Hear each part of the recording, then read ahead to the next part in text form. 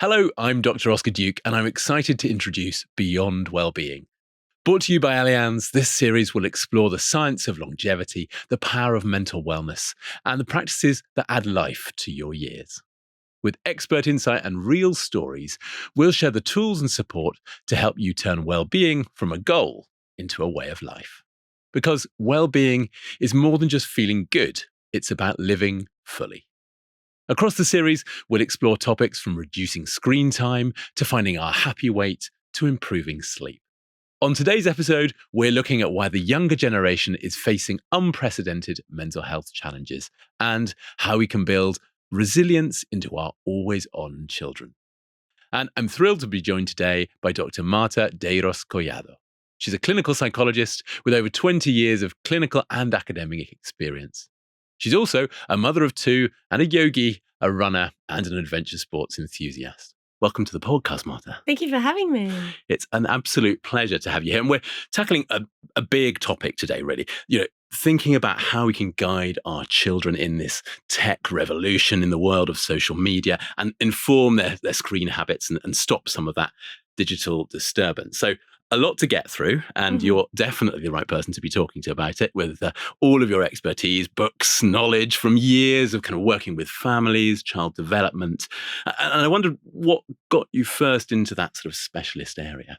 I have been working with children and families for a long, long time. And actually, before I even had children, I was having conversations with my now husband about the internet, the kids that were walking into my clinic holding onto smartphones, hand-me-downs. And some of them were as young as 6 or 7. And I remember initially thinking, it's a great thing because they were playing video games. Like, it's a great distraction in a waiting room. But I was always left with this kind of like, I'm not sure this is okay. I felt discomfort about it. And I think that kind of question about social media, phones, tech around our children just became bigger, because now it was something that I had to manage and think about and deal with. And so I think that's where my initial interest came from. I think just seeing it around me and having curious questions. It's very easy, isn't it, if you're not a parent, to look at somebody giving a child a tablet to stop them screaming or having a tantrum in public and be quite judgmental about that. How do those conversations now go in your family now you've got a couple of children? I think, first of all, for me, it's curiosity. I'm one of those people that asks curious questions before I make up my mind about anything. So I'm always curious about the parents who might use tech in a way that I wouldn't use it with my children. And it's not a judgment. It's just like, why might they? And then I think that helps you become more compassionate towards somebody, because there might be really good reasons for it. And there's an element of balance, really, isn't there, in what you're talking about? If somebody is listening and they're a parent and they're thinking we're maybe too much on the side of the tablet, that their children are maybe using too much tech, how would you encourage them to have those conversations or get that change initiated with their children? Because that can lead, at least when you first start, to a big tantrum or a big fallout, and the easier option can just be, okay, fine, keep the iPad. What are your sort of top tips for doing that? I think if you're concerned that the balance with tech is not right in your house, that's probably a better way of framing it. If you're like, okay, our balance is out of whack, it's worked for a while, but I don't think it's working anymore. What I suggest is that you do it as a whole family, not just to your child. So I have this thing in my book called the Family Phone Pledge, and you can recreate it. I give you a template and kind of walk you through it. But the whole idea is that you're pledging together to change the boundaries around technology in your house, because that will always work better, whether your child is 6 or they're 16. Like, it will work better when you're like, this isn't on you. I'm not trying to control your technology. Let's set boundaries as a family, because what we want to do is maximize the time we have together, or like maximize that balance. And I think starting as a conversation, kind of saying, I notice. So I like to always connote things from me, like, I'm worried, or I've noticed, or I would like to spend more time with you, or whatever it is. And then saying open, especially if your kid is older, because often it's teenagers that parents are like, how do I get the tech off them? Have a conversation with them about it. So you start with you and then say, what do you think? Do I ever use my phone or technology in a way that annoys you, or that gets in the way of when you want to talk to me? And honestly, kids, especially teenagers, are really good at being like, yeah, you're on your phone too much. Okay, how can I do things differently for me so that I'm not interrupting the conversation you want to have? And how do we rebalance tech? And then alongside that, really easy boundaries in your house. They don't have to be the same as mine, but they're easy to set. Are thinking about spaces in your home where you have screen-free time. Screens are not in that space at any given moment. So it kind of compartmentalizes your home. Like, these spaces are screen-free. In these spaces, the screens are compatible, or, it's a communal space where if you're using a screen, that makes sense to us, if that makes sense. Again, that can rebalance things a little bit, especially when teenagers are spending their whole day locked up in their rooms, for example. And you're right, we are often the ones modelling this, aren't we? Because we're there on our phones, on all the apps, replying to emails. And actually, I've tried recently with my children, sort of 7 and 4, a lot similar to yours, to really explain why I'm doing that. So I've got an email from work, or I've got a patient who needs me in my case, or something like that, just to really sort of frame that for them, which hopefully is helpful for them to realize the sort of necessity of use, rather than I'm just scrolling through social media for fun. One of the things we do on phones is we treat them like they're very private objects, right? As soon as you pick it up, you go quiet, you read in your head, and you don't tell the other what's happening. We call it technoference, when the phone kind of buzzes and you're in a conversation with someone and, your gaze goes somewhere else and your brain goes somewhere else. Your brain's just entered the digital world and kind of snapped out of the real world. So I think being able to communicate that with people, I think, does more than just, it's polite, right? To be like, oh, I'm just answering an email from work. But it also brings the digital world into the real world, so that disconnection with your child is kind of less, right? Because your child is now like, oh, okay, it's something to do with work, which is a real thing, and it's on that little box. Rather than a magic box, it becomes like a real object. It makes us, the people, the adults, more intentional. So if I pick up my phone and it's my friend sent me a meme or whatever it is, something silly, if I look at it and I'm with my daughter, I might say to her, oh, I got a text from so-and-so, but I don't have to look at it right now. I think that intentionality comes into that, which is so important, that actually we start to see that technology can be useful sometimes. It helps us do lots of things. I'm not anti-tech at all, but I think it's about being intentional of when we use it and then using it well. So, if you pick up your phone, you see it, and maybe it's not a client or something important, you might go, oh, I don't need to pick this up. I need to put that away now for a minute. Again, our brain only learns what it experiences. And through a screen, the younger they are, the less they're experiencing. It's just passive. So even if it's an educational show, in quotes, if your child isn't talking fluently, it is not educational to them. It's just light and movement and, passive. That doesn't mean you're harming your child's brain, but, the language that we use is really important to support parents. I'm always scared of parents being really terrified of using technology around their kids. It's also, of course, not helping them move about, because most technology is like sedentary. So I think the younger they are, in my view, the less they need screens, because they're not necessary. But that doesn't mean, if you're cooking dinner and your little one's all over the place and you've got an older child, like in my circumstances, then, if you put on a show that you think is meaningful, in my house, it's something like Bluey. If I put that on and think it's a 7-minute episode, so if they watch 2, it's about 15 minutes, I can get most of dinner done. Yeah. And I'm on my own. That's okay. I'm not going to feel bad about it. I don't think I've harmed my baby. And a lot of these resources are really educational now, which perhaps they weren't so much, back in the 80s when we grew up. And I do worry, as a clinical psychologist and someone who cares deeply about children's well-being, that some of children's emotional development is kind of being stunted by the use of screens to distract from big emotion. Yeah. And I get why you would do that. I totally get it. But it's not necessarily the best tool, because it's not going to help your child develop healthy emotions, for example. It's just going to teach them, I need to numb myself when I feel something really strong. And I'm interested in that sort of emotional development with the rise that we're seeing in younger generations of things like depression and anxiety. Do you think screen time is having an impact on that? I think, again, the data is so messy. My thoughts on it are, it's both and, like a lot of things in life. Yeah. It's nuanced. I think if your child is already kind of low in mood, or has poor peer relationships, or has difficult family dynamics, or has already something underlying, like a physical health condition, maybe they're neurodivergent, something like that, they might be more at risk when they go online.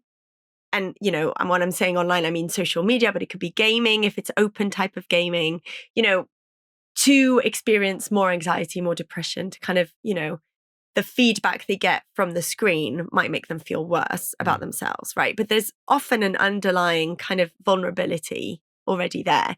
I think for other young people who have good social networks, it can be a plus. It can be a way of like maintaining contact. So some children are really isolated from their peers. They live very far away from each other. They might spend, months during the summer holidays without any peer contact. It can facilitate that. So we know that that's true. And I guess a positive environment might, as you say, even be enhancing their social network. Yeah, absolutely. In the right context. Absolutely, in the right context. But I think context is important. Temperament is important. And kind of understanding who your child is and their unique vulnerabilities is really important. I can't make a blanket statement about it. And I break that down again in my book with a table, which seems a bit simplistic, but I really wanted to help parents understand, like, it is a complex thing. And my choices for my daughters are based on who they are, who they're becoming, and somebody else's choices might be very different. And for those parents who are trying to be loving and nurturing and help a child who's benefiting from an online community, what sort of advice would you offer them? How can they safeguard their child as much as possible? So I guess my view on, I'm going to say this is a blanket statement and then I'll bring some nuance in, hopefully. But, my view on social media and smartphones is that they're not created for children and we should be safeguarding our kids from going online too soon. I do feel that quite strongly. We are data online. Like, it's a hard statement to say, but we're just data. And this idea that it's all social and community is kind of like, that's how it's been sold to us rather than the reality of that we are being consumed online. Big tech is making billions out of us rather than the other way around, for sure. But so I think delaying smartphones is a good thing. But I think if your teenager has it already, and so many do, firstly, as a parent, I think don't feel bad. You didn't do anything wrong. Like, we are building awareness. We are, learning things. And when you know more, you can do something different. But it doesn't mean you've done anything awful, because I think the conversation could be really polarized. And I think some parents feel a lot of shame that they're like, my 13-year-old's already got a phone, I'm doomed. You're not doomed. But two, I think supervision. So supervising, having those kind of communal spaces in your home where you're allowed to use your phone here, but it's boundaried. So boundarying the time, boundarying the location, making yourself available. So you've got eyes on your child, even if it's not all the time, and you know what they're watching. I think that's really important. And then over and above all of that, so communication. Not just up in the bedroom and out of sight and out of mind. No, the younger they are, the less they should be doing that. It's a huge risk, isn't it? I think it's really risky. I mean, I always say this example, and some people disagree with me, and that's okay, because I feel like the conversation is important. Do disagree with me if you don't agree.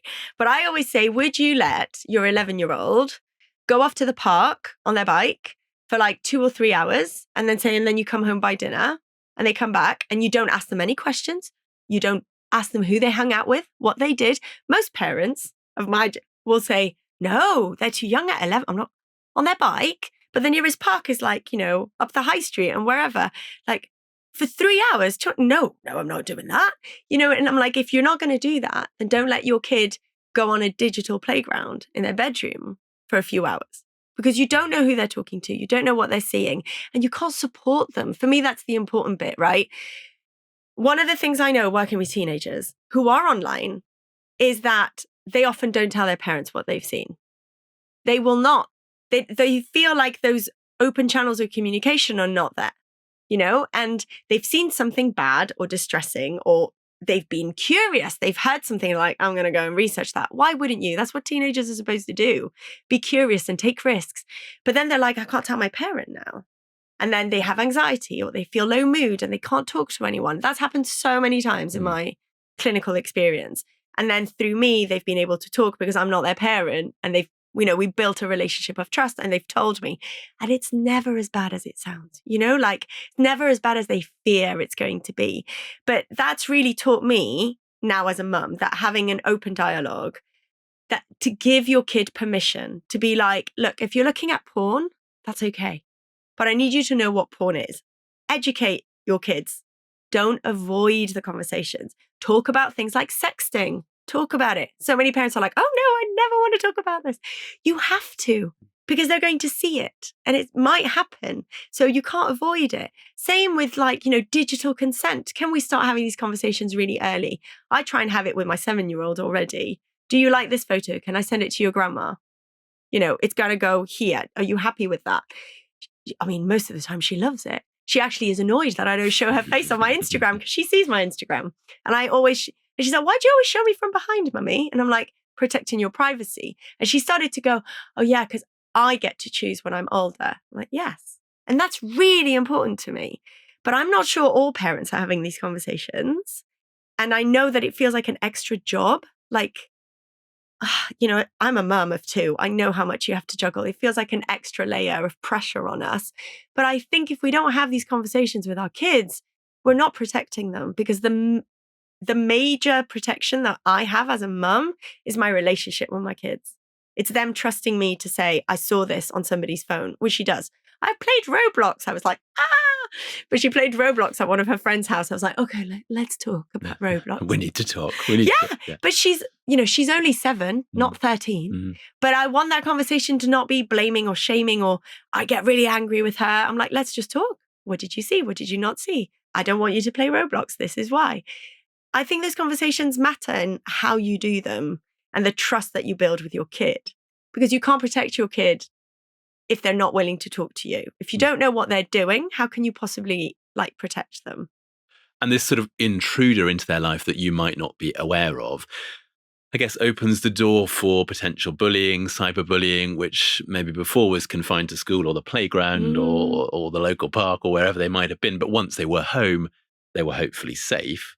Now, with the advent of social media, that is coming in, under your own roof, that perhaps parents aren't aware about. And as you say, maybe the children aren't happy to talk to their parents in some situations about that. Do you see a lot of cyberbullying and the impact that has?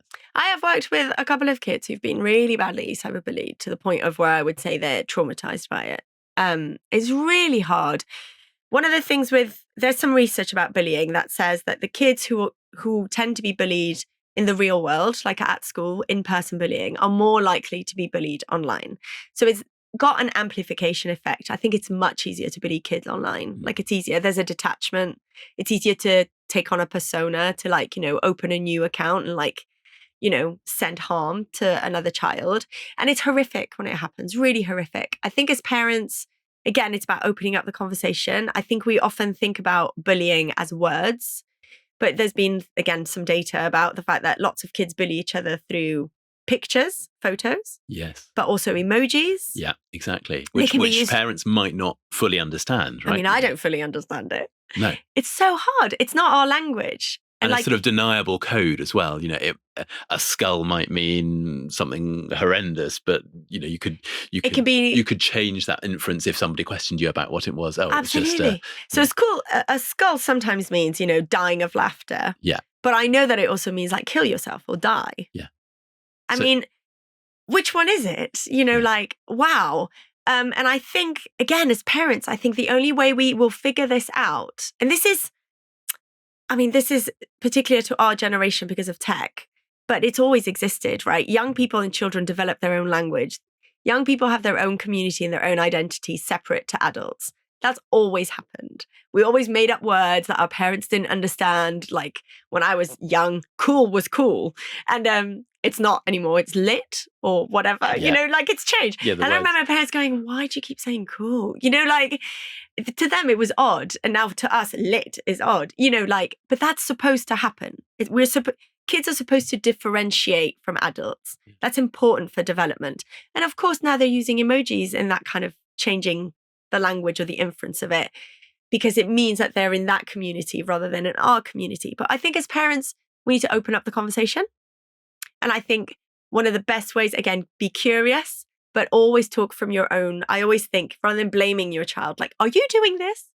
I always think of just say what you know. So I heard that sometimes emojis can mean something different. So I heard about the skull. What does it mean? Ask them. And then kids tend to tell you, because if they're like, oh, you're interested, I will tell you. Because I think it's about us educating ourselves as parents and adults, but having our kids as being like the experts in this, and then learning together. And then for me, you learn and then you reassure your child and go, if anybody ever sends you a message like that or emojis and you think it's an attack, take a screenshot and then show me. You're not in trouble. So I say this to my daughter nonstop. You're not in trouble about everything. You're not in trouble with me. I need to understand, or nothing bad will happen if you talk to me. Because I think having that open net of communication is what's going to let your child be safe. So the parents are battling and struggling and trying to do this. What about schools? What sort of role do you think the schools have in this? I mean, from the starting point, often schools are encouraging children to use an app to learn their times tables or do their homework, or they're used for educational purposes. But how much influence do you think the schools need to play in keeping the children safe? I mean, a big influence. Okay, I feel like children aren't just brought up by parents. They're brought up within the context of a society, and school plays a huge role in children's lives. To some children, school is safer than their home life. Fact. And so the relationships and the role modeling they have at school is really, really important. I think schools have a really big role to play. And again, I think there's nuance here. I think it's really good that we're having conversations about, smartphones in schools. I think it's really important that we think about how much technology is being used in educational contexts. I think it's really important that we separate the use of screens at school that help children learn and include children who might struggle without them, and the use of screens for distraction, like at school. And, kids, again, I work with these kids. I've assessed lots of kids who have dyslexia. It helps kids learn. It helps kids to have much clearer kind of writing on a board. It helps the teachers to not be like handwriting everything. And this idea of we should get rid of all the screens in schools, I don't think is right. I think it's too extreme. I think the question that as parents you can ask your schools is about, when do you use tech and what is it for? Right? Really simple. But when are screens used, at different years, what is it for? So I think, one, they need to be accountable to how screens are being used. The same way parents are reflecting on what's the balance, I think schools need to reflect on that. Because clearly there's, different schools are doing different things. Secondly, I think schools need to educate kids better about the online world. And I don't think currently that education is quite fit for purpose, but I know there's lots of changes coming. So I'm really hopeful that it's going to come. But they need to teach children about digital consent. They are starting to teach kids about misinformation and online misinformation. They need to be teaching kids more around critical thinking. And again, all these things, I don't feel like they just have to be like, oh, this is like the tech curriculum. I feel like it could be expanded to you can talk about it in English, you can talk about it in other areas, because it is about how kids are using the online world through education. And so I think there's ways of making this more expansive and more fit for purpose. And AI ever increasingly advancing, in taking over our lives in many ways. Helpful, unhelpful in terms of our psychology? Are there benefits to it? I mean, we've even seen some AI psychologists potentially coming through. But I can imagine. Do you think for children in this context, AI is interfering with brain processing, brain development, any of the sort of elements that we've been talking about? I think there is a fear, or a concern is probably the better word, that AI might stop children from thinking independently, because it's so easy to kind of put something on AI and say, give me an answer. I do think AI is not going to go anywhere, but like smartphones, they're not going anywhere. So my view on it is we need to educate our kids and we need to make AI work for us the way that I think smartphones can work for us. It's not about getting rid of them, but we're not doing it quite right yet. And that's normal, because it's going to be messy and we're going to make mistakes when a new technology comes along and we've never used it before and we don't know what we're doing. I think schools and parents need to help children learn that AI can be a companion to learning. And if we use it well, it might help with your essay, but it shouldn't be writing your full essay, right? So I think the critical thinking bit, so there's a couple of parts that I feel are going to be huge for my children's generation into adulthood. Critical thinking, empathy, the ability to have really strong social skills, like with people. The things that AI may not be so good at the moment. It can't do that. And I'm not sure we'll ever be able to do that. It's not human. And critical thinking is so important. I actually think it's the skill of our kids' generation that we should all be focusing on. Helping children be critical thinkers about what they see in the real world and online. Is it real? Who made it? Why would somebody create this online? Who is it for? Who gains something from it? If this was written from a different voice, a different position, would it sound the same? Would it sound different? Those are some of the questions I ask myself, and I'm going to try and bring that into conversations with my children. And so I think when it comes to AI, we should be asking that. If your child does use AI to write a full essay, I would say to them, what bits of this essay do you think are right? And which one do you think AI got wrong? Because AI still gets things wrong. Which of these bits of your essay do you think stand out as unique? So it's you that did it, not me. So if I went and wrote the same, that it wouldn't sound the same. How can you stand out in a world that is taken over by tech? I think you stand out by being different and by really valuing your uniqueness. And I think in some ways, I like that. I'm hopeful about that I can say to my kids, you've got a unique voice. Don't let AI steal that from you. I can't imagine ever reading a book written by AI. I just think, how boring would that be? But, I think the people who stand out the most are going to be the people who kind of rise in our society, because they'll be rising above what technology can offer.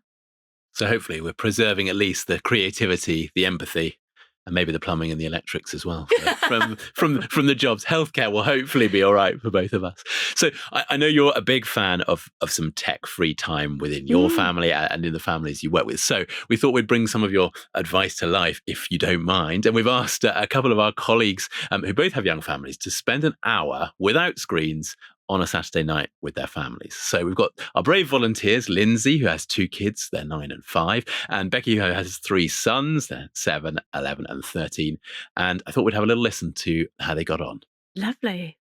Our usual Saturday would consist of our family, which includes my husband and my 2 kids, sitting down usually with a few snacks, and we settle in and watch some family shows on TV. It's our Saturday night ritual. Like many kids, our kids get plenty of screen time, so we are going to change our Saturday routine for tonight. I am about to announce to the family that we are going to do an hour of board games instead of watching our usual TV shows. Normally on Saturday evening, they would be like having the iPad and play a bit of games. So we are just about to start the 1 hour challenge to spend a bit of family time together. Yeah, I hope this will last for an hour, but we'll let you know. I'm just on my way down the stairs to break the good news. All right, kiddies. We're going to do an hour of board games tonight. Hour? Yeah, just for an hour. Okay, that's fine. So let's turn that off, please. Okay. And you can decide on what game. Labyrinth. Does that work for you? Yeah. One of the things I'm actively going to do tonight when we're playing our board games is I'll make sure that any screens, tablets, mobiles are all removed from the room. That is not always the way when we do play games. The aim of that is to just be fully present and not let the next ping or email or notification enter your mind while the games are going on. I think we had so much fun in the 1 hour. I would definitely do this again. I think we need more quality time like this in the future. You just don't realize like you spend very little time together as a family these days, because the boys are so busy with activities during the week. The whole idea was received much better than I thought. We had fun.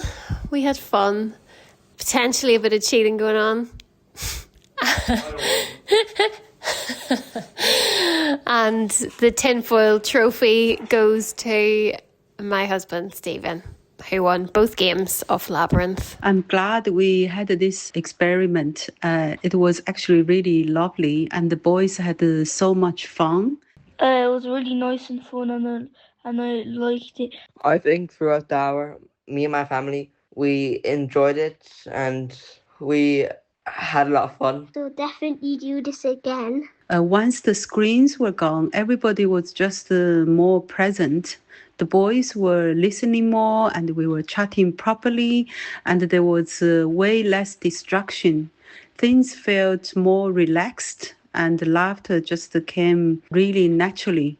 I could hear my daughter say, "This is not a screens room, this is a games room." So automatically she picked up on it without really me mentioning it or making a big deal of it. Would you like to do Saturday night games nights in future? Yes. Okay. I love Saturday game night, and it's super good. And did you miss the TV for an hour on Saturday? Why would I miss it? It sounds like a resounding success. Oh, it's so heartwarming. What were your initial thoughts, Mud? My initial thoughts, I'm so glad my thoughts kind of aligned with what happened, but I guess I thought it's always the parents who worry more. Like as soon as the parent said, "Should we do games night?" all the kids are like, "Yay!" Honestly, I say this all the time and I feel like parents don't believe me, but I believe me. Kids want to spend time with us. Like they really want that connection. And this wasn't, you get off your screens and you play a board game together. This was family games night. And I think that's key here. And again, it's not the hour, it's the quality of the time that you're spending together. And I think experiencing that together as a family, like get out some snacks, do the boards game. And it doesn't have to be a boards game. We started flying a kite. You know, we try and make Sundays no screen days. And sometimes it's not, viable. It doesn't work. Like our little one was really sick a few weekends ago. I mean, I'm not going to force her not to have a screen. I think it's okay to like rest and all of us like snuggle together. And again, things like Gladiators, that can be such a bonding show as a family. We watch Gladiators together and we love it. We sit, we talk, so that there's connection in it. It's not fully passive. But I think hearing families put screens away, and I love that. It's a games room, not a screen room. Like we talked before. Yeah. Compartmentalize. The kids were your onto it, room. weren't they? They've named it. They've called it out. I love it. And like my daughter is only 7, but we do the family phone pledge. We have rooms in our house where we're like, there's no screens in bedrooms, for example, because exactly as kind of was spoken about, but we've got some data to show that even in a bedroom just plugged in, your phone will delay you from falling asleep, right? I love sleep. I'm a sleep deprived parent with a small child. Those extra 15 minutes that my phone is going to steal from me, I do not want them to be stolen. Like out of the room, let me sleep. But I think modeling that to our children is really important. And, I love that the mum was like, give me your phone, we're putting it away. Why not instill that as like, again, role model it. When we come into the house, we put our phones away, we put them on loud, not silent. It's a bit like a doorbell. Ding, it rings, it's there. But you don't have to run if it's not an emergency. You can just go, there's a message. I will look at it later. And you can carry on. If you're not in that room, maybe you don't even have to look at it, until it's an appropriate time. And I think it just teaches children that balance that we were talking about. Balance without tech, but also connecting and being present with our kids without technology is so important. I think it also teaches children, we want to be with you. Like, I want to be with you. I want to see you. I want to be doing this with you, not ping. Oh, wait, but my phone's just rung. Yeah. And And just investing that time in them is so absolutely critical, isn't it? I mean, absolutely. At the core of everything you do as a parent is the relationship you have with your kids. Do not let digital tech steal that from you, because I don't think we'll get it back. Like, oh God, it makes me emotional because I always think about my daughters when I say this, but I always think, well, my daughters no longer live at home with me. I would hate it if they turned around and said, you spent all that time on your phone. You didn't see me. So now, of course, I'm on my phone and I'm not seeing you. I have even a bit of it's a psychologist thing, but I have a theory that maybe when teenagers really dive deep on their phones and then parents go, they don't even talk to me anymore, they're always on their phone. I always think, not in a judgmental way, but how often were you on your phone when your child wanted to be seen? Because then I always feel like teenagers are trying to connect online with others, right? There's this sense of, if I go online, maybe I'll connect. And maybe in the outside world, tech is taking those connections from us. And it makes me emotional because I would hate that for me personally. And I guess that's my motivator, that I don't want to be, in 10, 15 years time thinking, I wish I hadn't missed those little micro moments with my kids. And you're going to miss some of it. And that's okay. But as long as the balance feels right, I'm not going to feel bad about it. Does that make sense? Overall, you can look back and feel happy with those decisions. Yeah. I guess for your age children and the children we heard in the clip there, it may be slightly easier to impose those boundaries. Have you got any top quick tips for parents of more resistant teenagers who are annoyed with mum, dad, or whoever the carer is saying, let's put these phones away and do something different? I think talk about it. So be curious about it. Maybe state it exactly like these parents did. It doesn't have to be that complicated, and say, you know what? I think sometimes we should have less screens around. When do you think is a good time for that? Ask your kid, when is it? Is it during the week? Is it at the weekend? Some teenagers will say, not at the weekend because I'm not with my friends. Fine.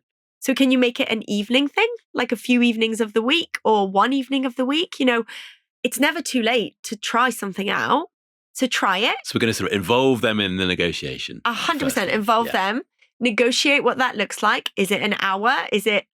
For me, it's easy to say most of Sunday because my kids don't have phones and, I'm in control. But when they're 13, that might not be so easy. But maybe it's about saying, how much time can we protect? And then it's about the doing something together. Make sure you ask your teenager, the board games might land really well with some kids because they're like, yeah, I love it. But some kids might be like, oh, that's really boring. And there's some great teen kind of games. We got one called the Magic Square, I think, Genius Square. And it's so addictive. We were all playing it at New Year's. The adults were all playing it. Find one you love and then hopefully you find they'll one follow. You love. Yeah. But I think with teenagers, it's about saying, what do you want to do? Right? If we were doing less screen time or doing something just like us as a family, what would you want us to do? And listen to them. And maybe it's not without the screen. So I know teenagers where my guess would be, I still want to play my video game. So why don't you enter your teenager's world? I say this all the time. Go with them and go, right, well, you teach me how to play. You can play that video game, but with me, right? We're all playing this video game, not you with your mates online. Us. Teach me. And I've seen young boys build beautiful connections with their dads when their dads have agreed reluctantly because of me to learn how to play a video game with them. And then the dads are hooked. They're like, oh my God, this video game is actually really good. I really enjoy it. But what a lovely moment to be like, right, for an hour, we put a timer on, we have some snacks, teach me how to play this video game.